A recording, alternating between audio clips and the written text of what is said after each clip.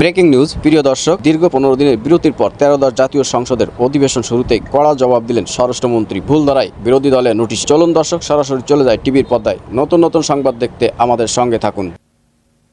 ছুটি শেষে দীর্ঘ 15 দিনের বিরতি ভেঙে রোববার দুপুরে বসে ত্রয়োদশ জাতীয় সংসদের প্রথম অধিবেশন। বিভিন্ন সংসদীয় এলাকার সড়ক যোগাযোগ, উন্নয়ন সহ সার্বিক বিষয়ে প্রশ্নের জবাব দেন সংশ্লিষ্ট মন্ত্রীরা। 126 কিলোমিটার সড়ক পাকাকরণের পরিকল্পনা রয়েছে।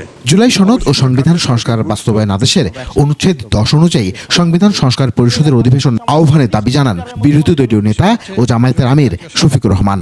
তবে সংসদে বিতর্ক তৈরি হয় 71 বিধি অমান্য করে সংসদ মুলতবির প্রস্তাবে। নোটিশের বিষয় হচ্ছে জুলাই জাতীয় সনদ, সংবিধান সংস্কার বাস্তবায়ন আদেশ 2025।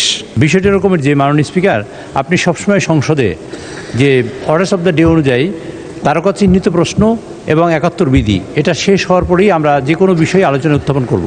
প্রশ্নোত্তর পর্বের পরেই সংবিধান সংস্কার বিষয়ক আলোচনা করার নির্দেশ দেন স্পিকার। এখন 71 বিধিটা শেষ করার পরে আমরা বিরোধী দলের নেতা যে বিধি 62-র আলোকে যে নোটিশটা দিয়েছেন সেই নোটিশটা আমরা অ্যাড্রেস করব। জুলাই সনদ বাস্তবায়ন আদেশ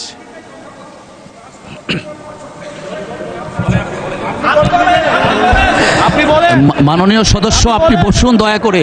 মাননীয় বিরোধী দলের এবার এ বিষয়ে নতুন করে তৈরি হয় বিতর্ক।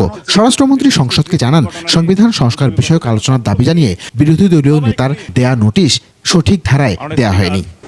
62 রুলসে আবার একটা নোটিশ দেন, কারেকশন করে দেন। এটা হচ্ছে আমার ফার্স্ট পয়েন্ট অফ অর্ডার। এখন এখানে তো বিরোধিতা করার কিছু নেই, আমি তো অপোজ করছি না। আপনার এভরি রাইট আছে নোটিশ দিয়ে সংশোধিত করার এবং আপনি অ্যালাউ করার।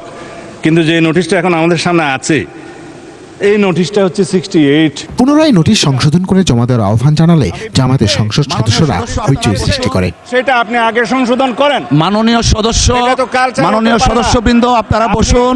এছাড়া প্রথম অধিবেশনের কার্যসূচিতে বিভিন্ন জনগুরুত্বপূর্ণ বিষয়ে মনোযোগ দেওয়ার আহ্বানও জানান সরকারি দলের সংসদ সদস্যরা। জিয়ারত করার পর